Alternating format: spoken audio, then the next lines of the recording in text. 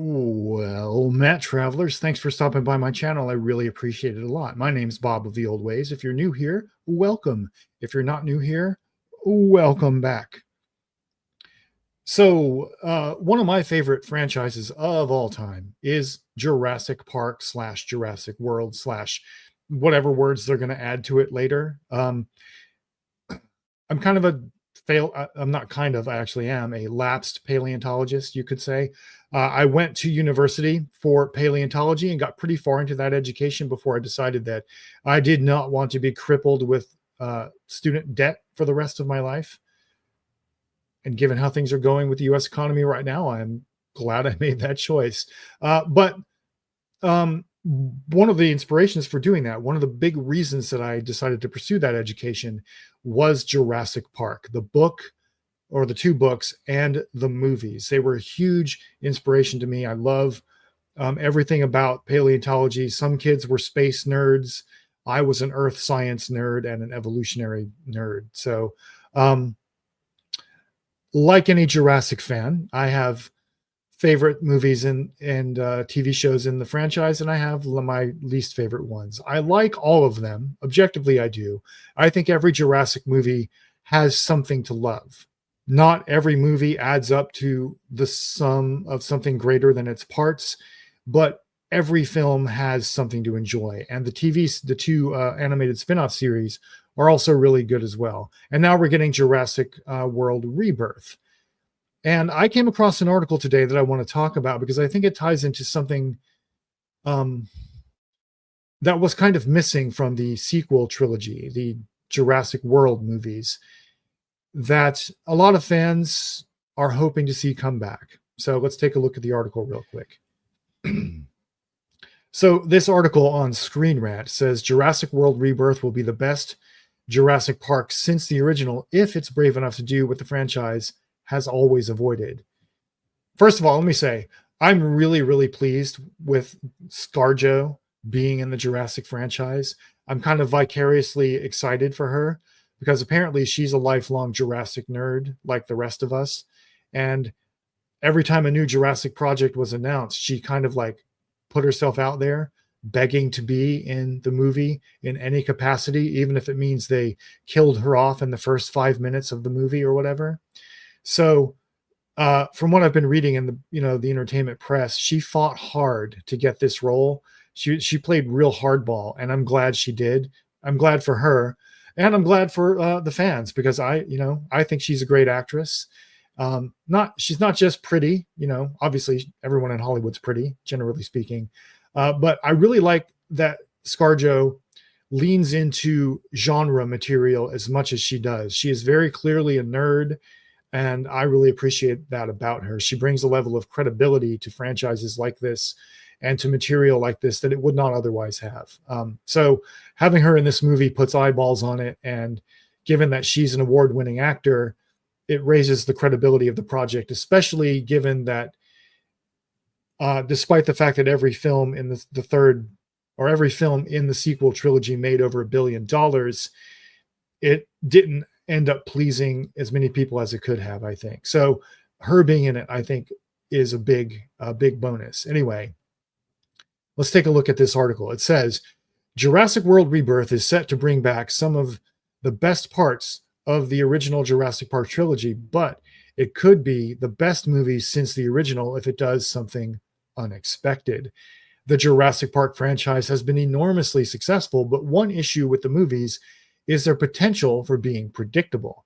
Most of the rebooted Jurassic World movies have given unrealistic plot armor to their main characters. And while Chris Pratt's Owen Grady is a fan favorite, the fact that he seemed untouchable lowered the stakes for the movie. Now, I would not agree that Owen Grady felt untouchable, at least in the first Jurassic World movie. Like, go back and watch that movie. It's pretty clear that we don't know who's going to live through it. And they do kill some of the, quote, good guy characters like Masrani, for instance, or the poor guy that got eaten by the Indominus Rex when it broke out of its holding cell, right? There was nothing like the death we saw in Jurassic Park 2, The Lost World, where the guy whose character name I'm forgetting right now gave his life to save Jeff Goldblum's or Ian Malcolm, excuse me, and Sarah Harding and the other people in that trailer, like the two T-Rexes ripped him in half, right? We have not had anything like that in the Jurassic World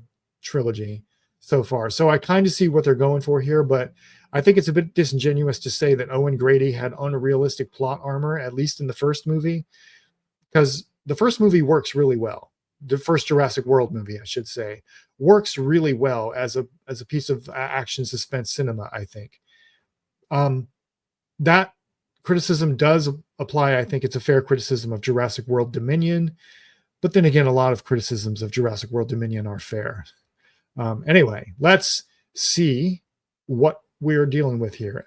The article continues, as the Jurassic Park movies are rarely gory, the sense of danger is what keeps the tension going, and the stakes in Gareth Edwards' new Jurassic World Rebirth need to be high. I agree with that for sure. The Jurassic World trilogy appeared to sacrifice the original movie's scares for big action spectacles, which ended in Jurassic World Dominion relying on Easter eggs and nostalgia. Again, I agree with that. Yeah, there's two things that make a great dinosaur movie, in my view. One is the sense of awe, right? Ooh, dinosaurs are cool. Look at that. That's amazing. And then you follow that up with the realization that, oh my God, this thing could swallow me whole and it's not afraid of me, right? So the fear and the awe together are what make a good dinosaur movie, at least a good dinosaur versus humans movie, right? And I do think the Jurassic World trilogy, especially the last movie, Dominion, sacrificed the sense of fear and leaned into the sense of awe a little too much. And even the awe was reduced because dinosaurs have become commonplace in the world, like the entire world. And so it's more of a gee whiz, look how cool nature is thing. And dinosaurs also almost became mundane, which I think was a theme the movie was leaning into and is an interesting theme to explore, but the movie didn't handle it very well, I thought. And it really could have. Like the two animated series, Camp Cretaceous and especially Chaos Theory, I think handle that theme even better. But Jurassic World Dominion could have upped it up a little bit, I think. Anyway, the article says, that said, Jurassic World Rebirth story must not just be scary, but unpredictable. There is one way Edwards could do this, and it's a storyline that all the other Jurassic movies have been afraid to do. Now, I will say there's more than one way Gareth Edwards could do this, and it appears one way has already been revealed, and that is the reveal of the mutant dinosaur. I have a video about that, about how I think the mutant dinosaur fits perfectly into the themes of Jurassic Park / Jurassic World. You can go check that out if you want. So that's kind of unexpected. People weren't really expecting a kaiju in their Jurassic World movie. And it remains to be seen what the explanation in the film actually is for this creature. But I did explore some ways that I think it does fit, or that it can fit, and that it can tie into the overall themes of the franchise. So there's more than one way for Gareth Edwards to surprise us. I hope he does so with the mutant, but that's not what this article is saying. Subheading, Jurassic World Rebirth should kill off most of the main characters, if not all of them. Now, this is pretty spicy, all right? The Jurassic World franchise has prioritized visuals over character development for too long.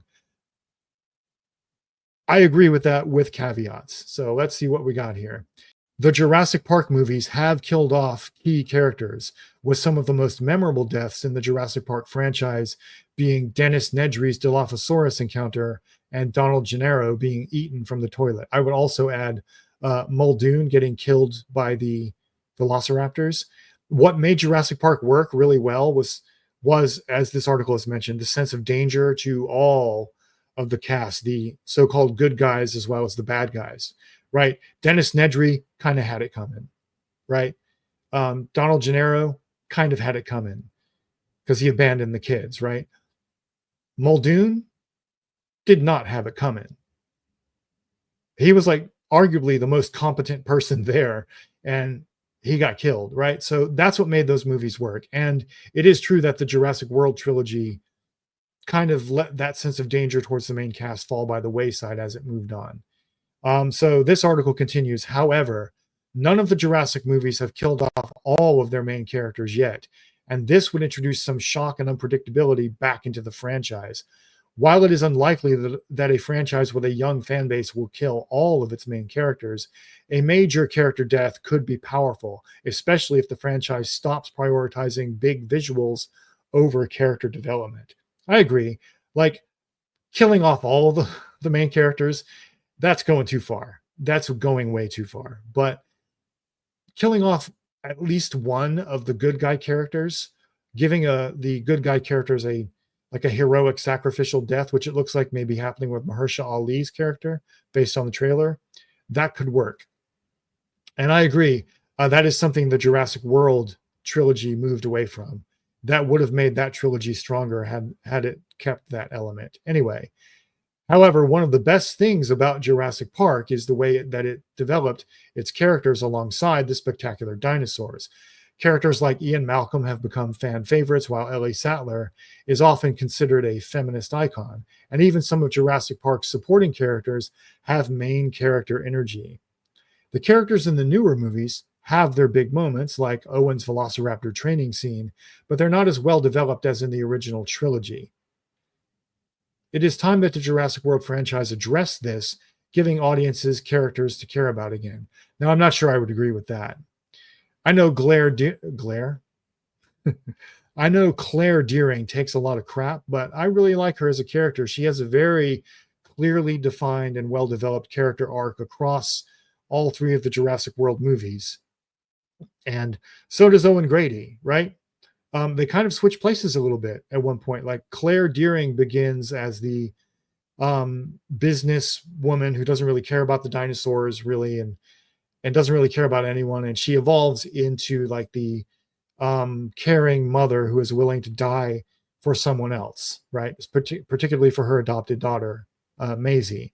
And Owen Grady goes from being like the environmentalist to being the guy who's like he goes to a little bit into being the guy like who thinks releasing the dinosaurs was a mistake, but we're kind of stuck with it now, right? He never entirely loses his environmentalist edge. And I would agree, Owen Grady is a little bit less developed than Claire Dearing. But to say that those characters are less well developed than the characters in the original Jurassic Park is a little bit unfair, I think, because Jurassic Park, the first one, was not originally planned to be a movie series, right? So they had to pack all of their character development into one movie. And then the movie was so successful that they went on to make sequels, but the sequels weren't really planned for. Whereas the Jurassic World trilogy was sort of planned for. So you can spread the character development out over successive movies episodically. So watching only one of them, particularly only the first one, Jurassic World, I could see how you'd get the impression that the characters are less well developed, but that's not taking into account the fact that the Jurassic World trilogy is meant to be a single story with these characters developing across the entire span of the trilogy, whereas Jurassic Park and its two sequels were standalone movies that had some Easter eggs for the original in it, but were not planned as a complete story. So anyway, this article continues. Jurassic World Rebirth's director has experience with killing off a lot of characters at once. Gareth Edwards says that Jurassic World Rebirth is influenced by a Steven Spielberg horror. Could that be Jaws, maybe? Let's see. Gareth Edwards movies have often featured violence on a major scale, with Godzilla focusing on large-scale destruction that kills enormous populations and cities at once. Godzilla proves that Edwards is not afraid to show significant death tolls in his movies, while Rogue One, a Star Wars story, ends with the deaths of almost all of its main characters. Edwards is an exciting choice of director for Jurassic World Rebirth, I agree, as his movies have mostly been given positive reviews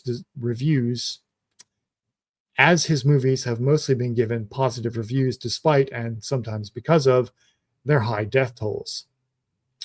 Gareth Edwards appears serious about bringing some of the horror back to the Jurassic World franchise, telling Entertainment Weekly, quote, "To me, it's a giant love letter to Steven Spielberg and his earlier films. There are moments in this movie that remind me very much of Jaws." There you have it, unquote. This is great news for Jurassic World Rebirth, as Jaws is famous for its jump scares, character development, and the death of a main character. With moments in the movie being influenced by both Jaws and the original Jurassic Park, Jurassic World Rebirth could be the best entry in the franchise since the original. And that's the end of the article.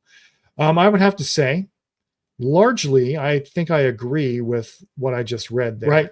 Because like I said, the character development in the original movie, Jurassic Park, had to do all of its work in one film because it was not planned as a trilogy. The Jurassic World trilogy was planned as a trilogy, more or less, so you can spread the character development out over a longer narrative span. But the Jurassic World trilogy did sacrifice a lot of the horror elements. The second one did not. Fallen Kingdom had a lot of horror in it, a lot of horror, especially in the third act. But overall, it wasn't as scary as the first one was. And I think that might be because I was an adult when I saw it, right? When I was an adult when I saw the first one too, but I was a much younger adult. And when you're a kid, the first movie is terrifying, right? Jurassic Park is terrifying in a good way. And I wasn't around any kids when I watched Jurassic World Fallen Kingdom. I just watched it like on my own. The day I went to the theater, I was the only one there because I went to a matinee showing in the middle of the week. But I can see how it would be terrifying, right? So the Jurassic franchise needs to bring that back, I think. We need a good Jurassic movie that leans into the danger and the suspense and the horror. And I think we're going to get that. It looks like Gareth Edwards has done that, not just with the mutant dinosaur, but there are some other elements in the trailer that hint at that too. The subject of genetic engineering is very fertile ground for a lot of body horror type stuff. And this will probably be a PG-13 movie, so we won't get anything too extreme. But you can do a lot by bringing a sense of disgust into this, and pity for the creatures who didn't turn out the way they were supposed to, right? And yet are being forced to live, or just cannot, or have not died, but they want to die, that whole thing. I covered that in my first video on this subject. Anyway, I'm rambling. Again, I'm excited for Jurassic World Rebirth. This is one of my favorite movie franchises of all time. And I am of the opinion that they have not produced a truly bad film in this franchise yet. Some weak films, but no truly, truly bad ones. So let me know what you think down in the comments, and do all the usual algorithmic things. And until next time, remember that what's best in life is to crush your enemies, see them driven before you, and engage in discourse with the women. Thanks for watching.